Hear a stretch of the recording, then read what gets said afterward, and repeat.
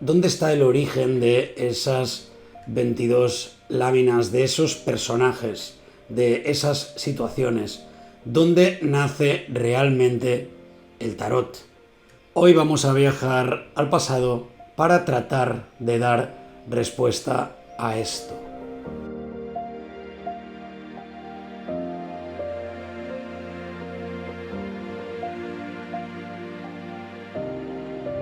El primer tarot con arcanos mayores se sitúa alrededor de 1450, con una baraja muy célebre, la famosa Visconti Sforza. Los arquetipos que allí aparecen son arquetipos muy anteriores.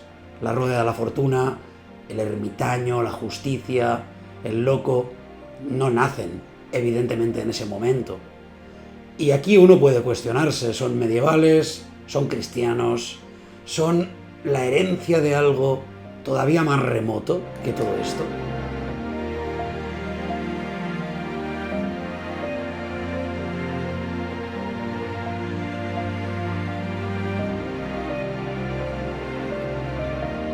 Se ha especulado que el tarot podría tener un origen muy antiguo, vinculado a escuelas de sabiduría egipcia. Muchos ocultistas, de hecho, en el siglo XVIII sostuvieron esta idea como una forma de conferirle una autoridad mística. Es cierto que hubo muchos juegos de naipes en la antigüedad, empezando ya directamente por China, pero el precedente directo de lo que conocemos hoy como el tarot de Marsella cabe buscarlo en esa Italia del norte, en el 480, en ese Visconti Sforza. Nos encontramos en el comienzo del Renacimiento, en un periodo intelectualmente vibrante, una época de síntesis cultural donde convergen tradiciones clásicas, cristianas, filosóficas y también esotéricas. En la Europa del primer Renacimiento hay un momento en el que resurge ese interés por el saber clásico, esa exaltación de la virtud, del arte, de la medida y de la armonía. Las cortes se convierten por ello en focos culturales, muy en la idea de esa prisca sapientia que comenté en un vídeo anterior, en el que el conocimiento del pasado cobra un valor de gran importancia. Es aquí donde encontramos esa primera baraja que conserva una estructura próxima a la que hoy conocemos como Tarot de Marsella, la estructura propia de las barajas sin los arcanos mayores, como la baraja española, y como tantas otras formas encuentran su origen con anterioridad en otros periodos históricos. Esta baraja fue encargada alrededor de 1450 en conmemoración del matrimonio entre Francesco Sforza y Bianca Maria Visconti. Ella era hija de Filippo Maria Visconti, que era duque de Milán. En una corte que aspiraba al refinamiento, el tarot se convirtió en un objeto de prestigio y una muestra de estatus. Una baraja que fue realizada por artistas miniaturistas lombardos, entre ellos Bonifacio Bembo. Cada carta fue pintada a mano sobre cartón de alta calidad y fue decorada con pan de oro y con pigmentos preciosos. De hecho, se utilizaban minerales molidos, como el lapislázuli, por ejemplo, para el azul, para ese azul intenso. Algunas cartas fueron incluso punzonadas y repujadas, dando textura y relieve al oro aplicado.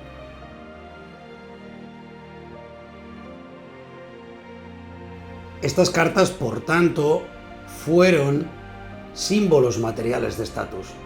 Su posesión implicaba poder, implicaba cultura, implicaba sofisticación.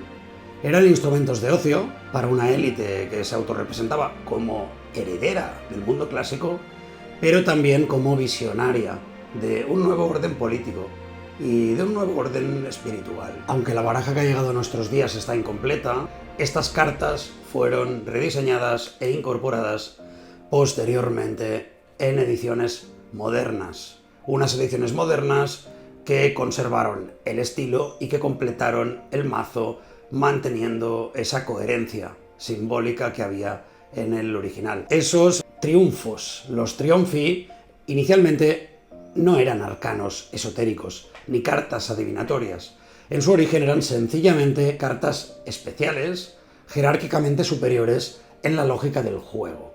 Cada triunfo, por ejemplo, vencía a lo que serían las cartas ordinarias. Jugaban un papel simbólico, un papel lúdico, pero también transmitían valores. El amor, la fortuna, el juicio. Con el paso de los siglos, las imágenes de estos triunfos comenzaron a ser interpretadas desde una óptica hermética, filosófica, esotérica. Y es entonces cuando el tarot y su percepción dan un giro. Se convierte, por tanto, también en un espejo simbólico del alma, en un espejo simbólico de aquello que hay en el inconsciente, tanto personal, individual, como colectivo.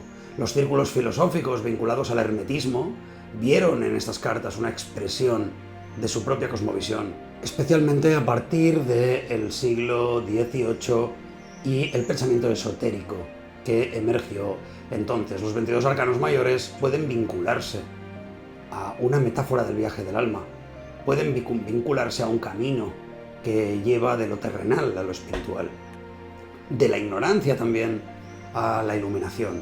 La relectura en ese siglo XVIII también puede permitirnos hablar de un vínculo entre el tarot y la alquimia. Ese viaje del alma comparable al proceso alquímico de convertir el plomo en oro. De hecho, una conversión del plomo en oro que por tanto no es solamente física, que es símbolo de perfeccionamiento interior.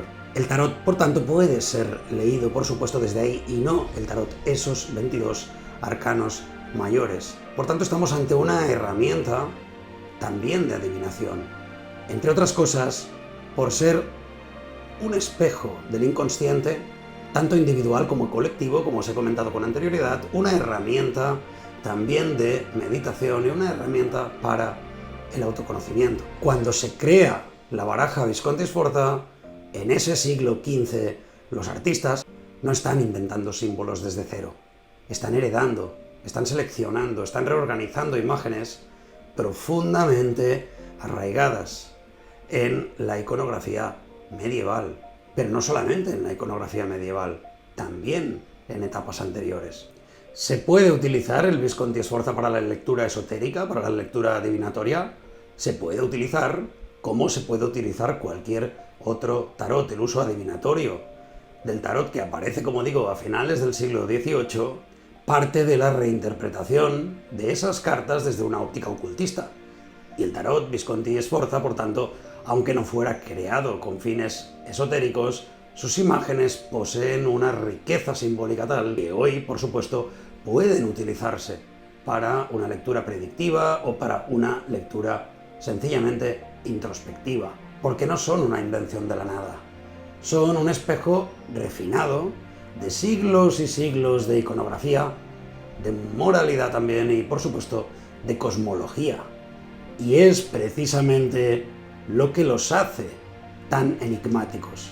Su capacidad de contener en una sola imagen lo que al final es la visión de todo un mundo.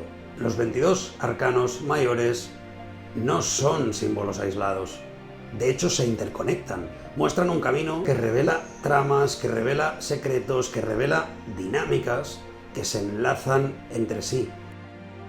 Unos diálogos que se basan en la dirección de la mirada, unos diálogos que se basan en el uso del color y unos diálogos que, a fin de cuentas, unen a esos 22 arcanos mayores en un todo narrativo. Para más información sobre todo esto, si hacéis una visita a astrocultura.com podréis estar al día de todas las novedades. Nos veremos por aquí en breve, para hablar de los diferentes enfoques que tiene la astrología, que nos lleva a preguntarnos si hay una sola astrología, hay muchas astrologías, o hay una astrología que en función de cada momento histórico se ramifica y se convierte en distintos dialectos.